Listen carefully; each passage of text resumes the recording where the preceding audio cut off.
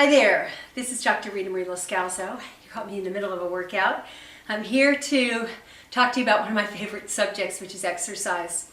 And I work with a lot of people. I coach people on being healthy and vibrant and on their nutrition, and exercise is part of that healthy lifestyle plan.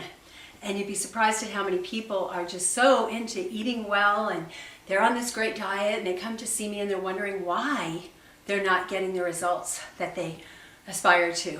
And I ask them about their exercise, and they're not doing it.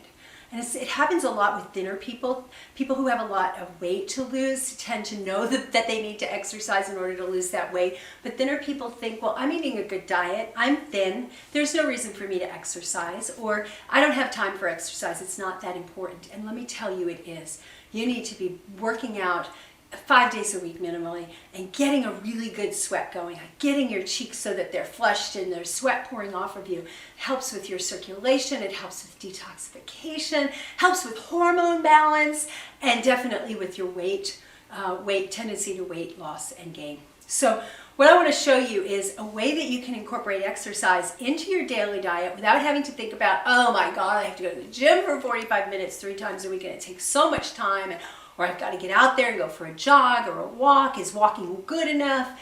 So I'm going to show you something that you can incorporate. And this doesn't replace aerobic exercise, but you don't have to be doing the 40-minute walk things 7 days a week. You can cut that back to, say, 3 days a week, and on alternate days do these burst trains.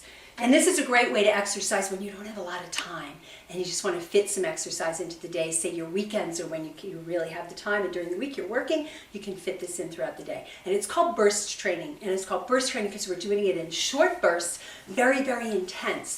And it's not the kind of intensity where, well, you get your heart rate up a little bit and, oh, that was nice. No, it's the intensity where when you reach the end of that 30 seconds, 45, 60 at the most, you're like, gasping, and there's no way you could have continued with that pace. And then you either slow it down or you take a break. The beauty of the burst training is you can do it in discrete bursts. It doesn't have to be, do a big heavy burst and then do some light jogging in between. Do a heavy burst and do light jogging in between. Although that's a great strategy, and that's what I do when I'm out running now. I don't just go for a 45-minute run. I incorporate the bursts with that, and it gives it advantages.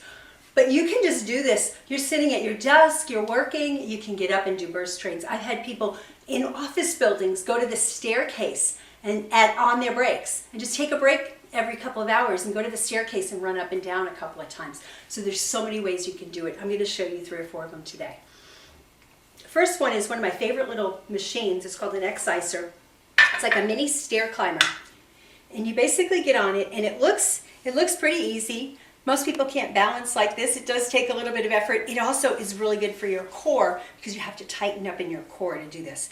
And then I just start with, a little bit of a normal. I don't want to just jump right into intensity. And I build up to it. And after I've gotten a little bit of burn going in my legs from doing this, then I step up the intensity a notch.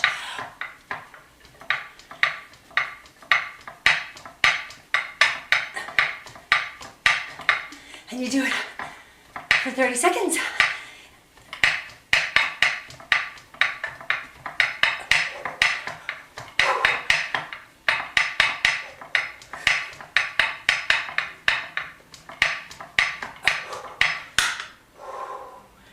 And then you can either just go back to slow, or you could get off completely and go about your business. I leave this here at the bottom of my stairs so that whenever I'm coming down to refill my water glass or get something to eat, I stop and I do a burst. And you should feel like this after, like, wow, my heart is racing. The ideal is to get your heart rate to within 50 points, or right close to your max, right at your VO2 max, which is your age, 220 minus your age. So whatever that is, you want to get really close to that heart rate, but you're only keeping it up for 30 seconds. Advantage is it elevates your growth hormone, which is important for burning fat, laying down lean muscle. It also helps to keep your tissues alive and young. It's kind of an anti-aging hormone. It helps you to burn excess calories. And then it helps to keep your levels of insulin down. And insulin is an important hormone, but most people, because of the processed foods they're eating, tend to have really high levels of insulin throughout the day, and when insulin levels are high throughout the day, it stores fat, which is probably the opposite of what you want to do. And if you're very, very skinny, a good way to do it is to not do bursts and to just eat all day long so you keep your insulin levels up. But that's not good for you in other ways, so I'm not advising that. So let's show you another way that you can do burst training. I've got this little, very nice, inexpensive unit. I think we got it at Target or Walmart or one of those places. You can get it at any Sports Authority or Academy, which is a local store here, or any sports place. And this isn't one single unit. If you get more advanced, you'll get a second unit and raise it up a little bit. But this is a just great place to do bursting. And you're just going up and down the stairs. It's kind of like jogging in place, only you've got to lift, and it causes contraction of your quads. And you just step up the pace. And I'm not going to go for the full 30 seconds, but you get the idea. And you just keep going until you have your heart rate up and you're out of breath. Easy enough to do. You can make that a little bit more challenging by getting something, a weight that you can hold in your hands while you're doing it. This is a medicine ball. You could also do it with dumbbells where you hold them in your hands while you're doing it. And this makes it a little bit harder. You have to work a little bit harder. You're more likely to get your heart rate up if you do it this way. So, another way to do it is with a staircase. If you have a staircase in your house, you can run up and down your stairs. If you live near a school where they have the bleachers out on the field, you can run up and down the bleachers. You can do jumping jacks. What else can you do? Anything that would be exerting, preferably that uses your full body. Lots of things you can do. An exercise bike, and just go for 30 seconds intense. Any kind of exercise equipment, the ellipticals, etc. So if you have access to that equipment that's sitting collecting dust in your home, pull it out, go do it, and incorporate exercise into your life. Exercise is critical for good health.